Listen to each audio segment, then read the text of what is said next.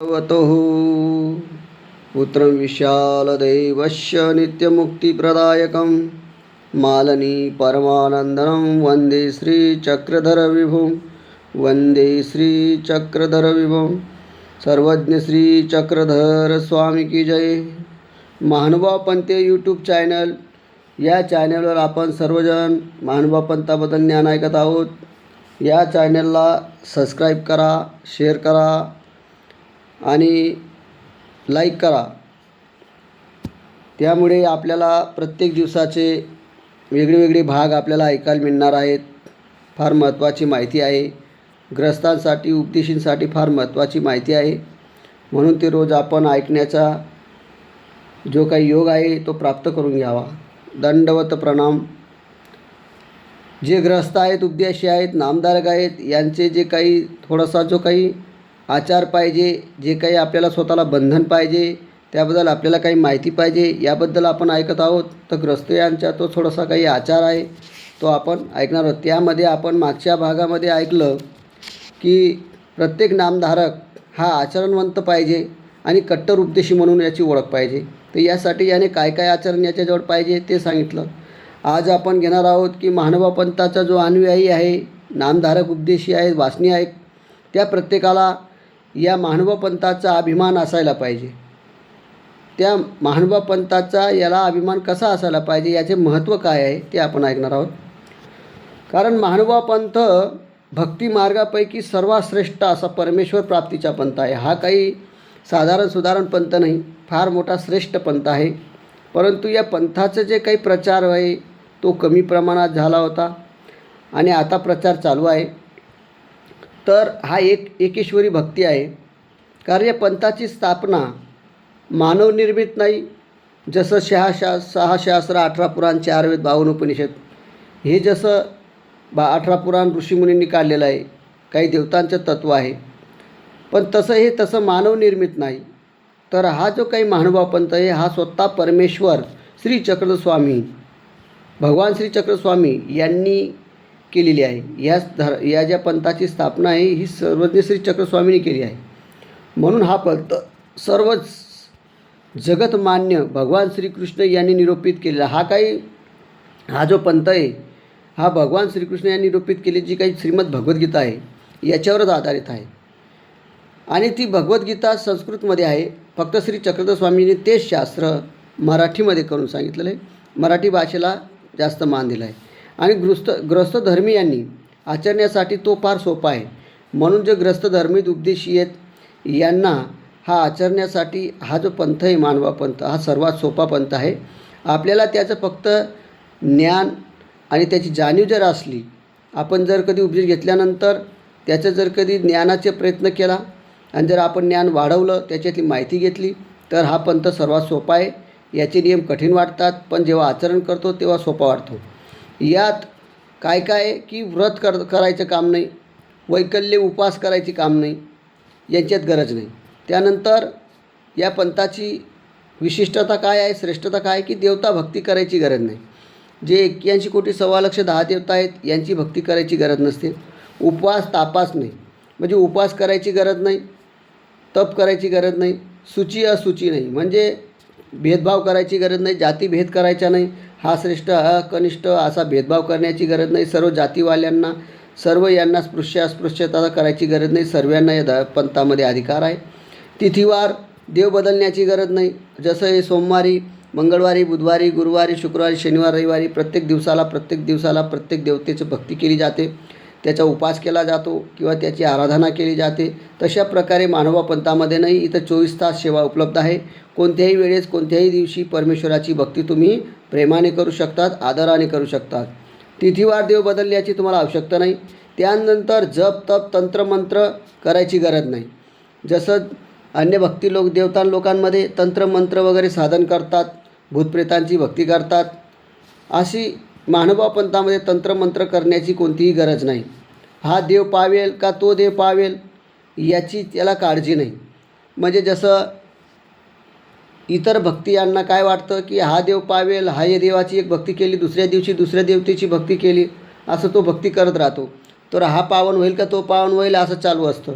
तसं महानुभावपंथामध्ये एकेश्वरी भक्ती असल्यामुळे, एकच परमेश्वरी भक्ती असल्यामुळं त्याला कोणती करायची गरज नाही. देवी देवतांचा कोप नाही. जसं परमेश्वराची भक्ती केली तर त्याला कधीही बिचाऱ्याला कोणाबद्दल संताप वगैरे क्रोध येत नाही. परमेश्वर दयाळू असल्या कारणाने. आणि देवी देवतांचा कोप येतो. त्यांचं जर कधी आचरणामध्ये काही तुमचा फरक पडला, तंत्रमंत्र साधनेमध्ये फरक पडला, तर देवतेला कोप येतो, क्षोभ येतो आणि ते आपलं बर्बादी करू शकते, आपल्याला खलास करू शकते. त्यानंतर पितृसाध्य नाही, म्हणजे पितृपक्ष श्राद्ध वगैरे करायची गरज नाही. एकदा व्यक्ती सरला महानुभावपंथामध्ये तर त्याच्यासाठी त्याला 13वं श्राद्ध वगैरे कोणत्याही करण्याची गरज नाही. पिंडदान करण्याची गरज नाही. कारण पिंडदान म्हणजे त्याने जेव्हा उपदेश घेतला त्याच वेळेस हा पुण्य आत्मा झालेला आहे, परमेश्वराचा भक्त झालेला आहे, त्याच्यामुळे त्याने पिंडदान करून टाकलेलं आहे. पिंड म्हणजे शरीराला म्हणतात, ते शरीरच त्याने दान करून टाकलं, आपला आत्माच परमेश्वराला दान करून टाकलं. त्याच्यामुळे पिंडदान करायची गरज नाही आणि श्राद्ध करायची सुद्धा गरज नाही. कारण तो पवित्र आत्मा कुठेही भटकत नाही, तो वाईट गतीला जाणार नाही. त्याच्यामुळे त्याला श्राद्ध वगैरे करायची गरज नाही. आणि जे अन्य लोक श्राद्ध करतात ते त्या जीवाला मुक्ती न करू देतात, त्याला अटकून ठेवतात, त्याला भूतयोनीमध्ये त्याला फिरवावं लागतं. त्याच्यामुळं असं करण्याची गरज नाही. महानुभावपंथ हा सर्व ज्ञानयुक्त पंथ आहे, एकेश्वरी भक्ती आहे. त्याच्यामुळं याला त्याचं काही करायची गरज नाही. त्यानंतर रूढी परंपरा, कर्मकांड, जसं कुळदेवता वगैरे काही परंपरा असेल, रूढी असतील, ते सुद्धा करायची गरज नाही. कर्मकांडांचे बंधन नाही की उपास तापास करा, हे करा, ते कर्म करा, असं करायची काही गरज राहत नाही. महानुभावपंथामध्ये एकदा प्रवेश केला, उपदेश घेतला, नामधारक झाला की तो एकच भक्ताचा, एकच विधा परमेश्वराची भक्ती करणार आहे. त्याच्यामुळे याला कोणतंही करण्याची गरज नाही. फक्त एक विधा त्या परमेश्वराचीच भक्ती व नामस्मरण करणे व आपले जीवन सार्थकी लावणे, एवढे ज्या पंथाचे कार्य आहे. हा पंथ कसा आहे, उद्धारणकारक आहे, म्हणजे जीवाचा उद्धार होतो या पंथाने. या पंथानुसार जे म्हणितलेले चक्रस्वामी जे काही ज्ञान सांगितले त्या ज्ञानानुसार जर आचरण केलं तर आपल्या आत्म्याचं कल्याण नक्की 100% होणार. म्हणून एवढा सोपा आणि साधा सरळ पंथ कोणताच नाही आहे. आपल्याला फक्त ऐकायला कठीण वाटतं, त्याचं आचरण कठीण वाटतं, पण जेव्हा तो प्रवेश करतो, जेव्हा उपदेश घेतो, त्या उपदेश घेतल्यानंतर ज्यावेळेस तो आचरण करतो त्यावेळेस त्याला सर्वात सोपा पंथ वाटणार. आणि नाही, म्हणून मी महानुभावपंथाचा उपदेशी आहे याचा प्रत्येकाला अभिमान असावा. ज्याने उपदेश घडलेला आहे, ज्याला परमेश्वराची भक्ती मिळालेली आहे, ज्याने महानुभावपंथामध्ये प्रवेश करून घेतलेला आहे, त्याने स्वतःलाच त्याचा अभिमान बाळगायला पाहिजे की मी श्रेष्ठ पंथाचा आहे, महानुभावपंथाचा आहे. त्याला कमी समजायचं नाही. आपण श्रेष्ठ आहोत, सर्वात श्रेष्ठ पंथाचे आहोत. कारण अनमोल हिरा कुठे सापडत नाही आणि असा परमेश्वर पंथ आपल्याला जीवाचा उद्धार होणार आहे असा पंथ कुठेही नाही. म्हणून आपण कमी जरी असलो तरी स्वतःला कधी कमी समजायचं नाही. कारण ज्या जीवांची पंथीय ज्ञानाची पात्रता व मागील जन्माच्या परमेश्वर प्राप्तीचा अधिकार आहे, म्हणजे अनेक जन्म त्याने काहीतरी पुण्य केलेलं आहे, चांगलं कार्य केलेलं आहे, त्यालाच या पंथामध्ये प्रवेश मिळतो. अनमोल हिरे असतात ते कुठेही नसतात. तशा प्रकारे महानुभावपंथामध्ये प्रवेश करणं म्हणजे अनमोल हिरासारखी गंमत आहे. त्याच्यामुळं ज्ञानाची ज्याची पात्रता असेल, काहीतरी परमेश्वर प्राप्तीसाठी अनेक त्याने अधिकार जोडला असेल अनेक जन्मामध्ये, तरच ते लोक एक महानुभावपंथामध्ये प्रवेश घेतात, उपदेशी होतात. म्हणून महानुभावपंथात गर्दी कमी दिसते. कारण नकली सर्व ठिकाणी सापडेल पण ओरिजिनल सापडत नाही, ते सर्वांकडं नसतं. तशा प्रकारे अनमोल हिरा सर्वांकडं नसतो. तसा प्रकारे परमेश्वर भक्तीचा हा अनमोल हिरा उपदेशी आहोत आणि ते आपण कमी स्वतःला समजायचं नाही. की गर्दी कमी असली तरी चालेल पण आपलं कल्याण नक्की होण्याशिवाय राहणार नाही. व या पंथाचे अन्य लोकांना ज्ञान कमी आहे आणि त्याच्या असल्याकारणाने ते लोक आपल्याला टीका करतात, आपल्याला कमी समजतात, ते आपल्याला काहीही बोलतात, नातेगोते असतील ते बोलतात, पण ते टीका सहन कराव्या लागतात आणि त्या सहन करावं लागतील. जर तुमचं आत्म्याचं कल्याण तुम्हाला करून घ्यायचे असेल तर ते सहन करावं. अशा वेळेस आमचा धर्म श्रेष्ठ म्हणून वाद घालू नये. अशा वेळेस जर ते काही बोलायला लागले तर अशा वेळेस आपण शांत राहावं आणि त्यावेळेस आमचा धर्म श्रेष्ठ आहे, तुमचा कनिष्ठ आहे असं वगैरे वाद घालू नका. कारण आपण जर शांत राहिलो तर नक्कीच परमेश्वर आपला अभिमान घेईल आणि आपल्याला जे आचरण आहे ते आपल्याकडून होणार आणि आपल्याला त्यांना न सांगता आपण करून दाखवलं तर आपलं भलं होणार आहे. म्हणून धर्मासाठी स्वामींच्या आदेशानुसार 7-5चा सासुरवाद सहन करावा लागेल. स्वामींनी सांगितलं ईश्वराची धर्म मांडलं आहे तर जगाचा सासुरवाद सहन करा. प्रपंचासाठी आपण 7-5चा सासुरवाद सहन करतो. तो परमेश्वराला जर आपल्याला परमेश्वर प्राप्त करून घ्यायचे असेल तर अनेक लोकांचा सासुरवाद सहन करावा लागेल. याच्यात काही विशेषता नाही. व आपल्या पंथाचा अभिमान असावा. म्हणून आपल्या पंथाचा आपण अभिमान ठेवायला पाहिजे, आपल्या पंथाची कमी होऊ द्यायची नाही. अशा पद्धतीने ग्रस्त धर्मीयांनी श्रद्धापूर्वक धर्म पाळावा आणि परमेश्वर भक्ती सर्वश्रेष्ठ भक्ती आहे. म्हणून महानुभाव पंथ हा सर्वश्रेष्ठ पंथ आहे. म्हणून कोणत्याही उपदेशी नामधारकांनी स्वतःला कधी कमी समजायचं नाही. मी उपदेश घेतला आणि माझं असं झालं, मी उपदेश घेतला मला समाजात फिरता येत नाही, असं कधीही आपल्या मनात आणायचं नाही. कारण आपण स्वतःला कधी कमी समजायचं नाही. आपण सर्वात श्रेष्ठ पंथाचे आहोत, सर्वात श्रेष्ठ परमेश्वराचे आहोत. त्याच्यामुळे स्वतःला कधी कमी समजायचं नाही.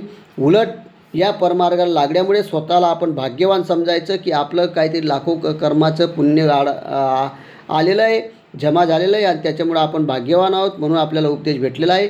नाहीतर या जगामध्ये भरपूर आत्मे पडलेले आहेत, भरपूर लोक पडलेले आहेत, यांना उपदेश घडलेला नाही. तो आपल्याला उपदेश घडलेला आहे म्हणजे नक्कीच आपण भाग्यवान आहोत, लाखातून एक आहोत. म्हणून आपण स्वतःला कधी कमी समजायचं नाही व त्याचाच अभिमान आपल्याला कायम ठेवायचा आहे. कारण श्रीकृष्ण महाराजसुद्धा म्हणतात, काय म्हणतात, भगवद्गीतेमध्ये म्हणतात की अध्याय 3 कर्मयोगामध्ये श्लोक नंबर 35मध्ये काय म्हणताय श्रीकृष्ण महाराज, श्रेयान स्वधर्म विगुण परधर्मस्व अनुष्ठितात स्वधर्म निधनम श्रेय परधर्मो भयावह. म्हणजे ते म्हणतात की श्रेयान स्वधर्म विगुण परधर्मस्व अनुष्ठितात स्वधर्मे निधनम श्रेय परधर्मो भयावह. म्हणजे दुसऱ्याच्या धर्मापेक्षा आपल्या स्वधर्मामध्ये गुण कमी दिसत असतील, म्हणजे दुसऱ्याच्या पंथामध्ये धर्मामध्ये जर आपल्याला काही गर्दी जास्त दिसते किंवा त्याच्यामध्ये काही भक्ती जास्त दिसत असेल तरीसुद्धा स्वधर्म म्हणजे परमेश्वरी एके ईश्वरी भक्तीमध्ये जरी आपल्याला गर्दी कमी दिसत असेल, गुण कमी दिसत असतील, तरी आपला धर्म कल्याणपद आहे, तो श्रेष्ठ आहे. म्हणून मनुष्याने कष्ट प्राप्त झालं तरी कोणत्याही परिस्थितीमध्ये अवस्थेमध्ये धर्माचा त्याग करू नये. म्हणजे आपला पंथाचा त्याग करायचा नाही. आपला धर्म मानवा पंथाचा जो काही पंथ आहे तो सर्वात श्रेष्ठ आहे, त्याचा त्याग करू नये. कारण परधर्म स्वअनुष्ठितात, परधर्माचं आपण आचरण करायचं आहे, परधर्माचे आचरण करायचं आहे. आणि दुसऱ्यांचे जे धर्म आहेत परधर्म, आणखी परमेश्वराचा धर्म श्रेष्ठ आहे आणि त्याच्यामध्ये परधर्म दुसऱ्याचे धर्म आहेत ते सुद्धा भयावह आहेत आणि त्यांच्यामध्ये ती परिस्थिती आहे ती खराब आहे. पण ती तेव्हा समजेल की जेव्हा तुम्हाला ज्ञान होईल. म्हणून स्वधर्माचे पालन सुखदुःखाचा विचार न करता परमेश्वर अथवा त्यांच्याच शास्त्राचा विचार करायला पाहिजे. म्हणून स्वधर्माचं पालन करा, परमेश्वर भक्ती करा आणि त्याच्यामध्ये परमेश्वराची भक्ती केल्यानंतर सुखदुःखाचा विचार करू नका. परमेश्वर त्यांच्या शास्त्राचाच विचार करा, त्यांचाच अभ्यास करा. म्हणून स्वधर्माचे पालन करताना त्रास झाला तरी चालेल, परंतु तो त्रास जर कष्ट तुम्ही उन्नती ते कष्ट जर सहन केलं तर ते उन्नतीकारक आहे. तुमचं नक्कीच परमेश्वर अभिमान घेणार. जसे आपण हिंदू धर्माचा ग्रंथ गीता आहे, हिंदू धर्माचा ग्रंथ गीता आहे आणि गीता ही श्रीकृष्णांची सांगितलेली आहे. मग श्रीकृष्णांचा आज्ञापालन हाच आपला सर्वांचा स्वधर्म आहे. त्याचेच पालन जर हेच आपलं कर्तव्य आहे, मग यातच मरणे हीच आपली मुक्ती आहे की. मग कशाला आपण मागं पुढं पाहायचं. आपण काही दुसरं काही केलेलं आहे का. आपण उपदेशच घेतला आहे, मानवा पंथाचे झालो, एकाच परमेश्वराचे भक्त झालो म्हणून स्वतःला काही कमी समजायचं का. समाजामध्ये आपल्याला ताठ मानेने आपण महानुभाव पंथाचे आहोत अशा आपल्याला अभिमान बाळगायचा आहे. स्वतःला कमी समजायचं नाही. कारण श्रीकृष्णाची भक्ती करतो आहे आपण, परमेश्वर अवताराची भक्ती करू आहे, त्याचं आज्ञापालन आपल्याला करायचं आहे. आपल्याच स्वधर्म तो खरा आहे. म्हणून स्वधर्म पालन करत असताना धन, वैभव, सुख सुविधा, मान प्रतिष्ठा इत्यादी नाही मिळालं तरी परकीयांचा धर्म कधी स्वीकार करायचा नाही. आपल्याला गरिबी असले, गरीब असू द्या, धन सुख नसेल, दुःख असेल आपल्यामध्ये काही कर्मानुसार, मान प्रतिष्ठा मिळत नसेल तरीसुद्धा परकीयांचा धर्म स्वीकार करू नका.